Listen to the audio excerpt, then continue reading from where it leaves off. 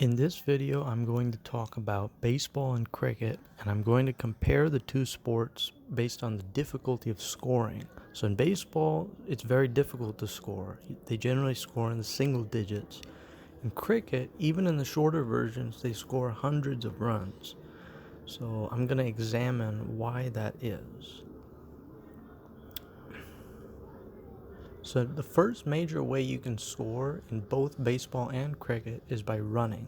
So in baseball, if a batter runs around the 4 bases, he scores 1 run, and this equates to 360 feet of running. In cricket, a batter runs in a straight line. A batter and his partner, they both run in opposite directions, swapping with each other, and they run 58 feet. So basically, a cricket batter runs a sixth of the distance that a baseball batter runs. The second major way you can score in both sports is by hitting the ball out of the park. So a baseball batter hits it a minimum of 330 feet over the outfield fence for it to be a home run.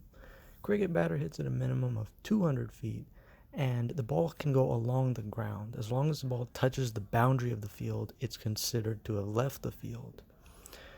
The last major way you score is through bad pitching. So if the pitcher is consistently throwing bad, unfair pitches that are out of the batter's reach or out of his hitting zone, then that can result in automatic runs. So here in baseball, we're seeing a pitcher who's thrown 8 bad pitches so far.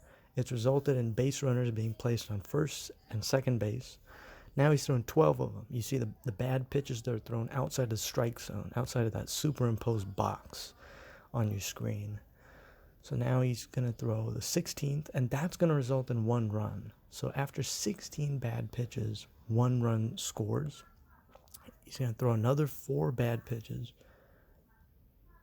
And now with 20 bad pitches, 2 runs score. So 20 bad pitches, but only 2 runs scored. Very difficult to score in baseball just because a pitcher's throwing bad pitching that is unfair to the batter.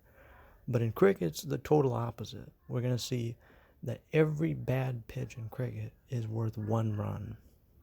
So it's very easy to score if you have a pitcher who's throwing the pitches that are out of the batter's reach. Some other factors to consider. In baseball, there's foul territory. So if the batter hits the ball into foul territory, the hit does not count. He's not eligible to score. His team is not eligible to score.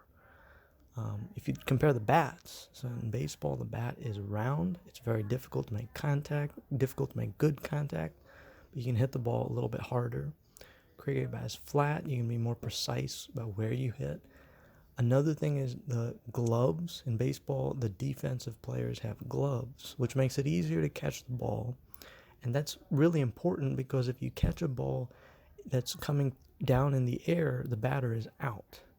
And if he's out, he's unable to score. He's eliminated temporarily. And this brings me to the last thing that I'm going to talk about, the 3 outs. So here you have a situation. Batting team has a base runner on first, second, and third base.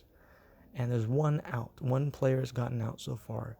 Now, if 3 players on the batting team get out, all those base runners have to leave the bases. It basically resets. So a base runner has to not only not get out himself, but actually he has to make it around all 4 bases before 3 of his teammates get out. So hopefully you enjoyed the video. Thanks for watching.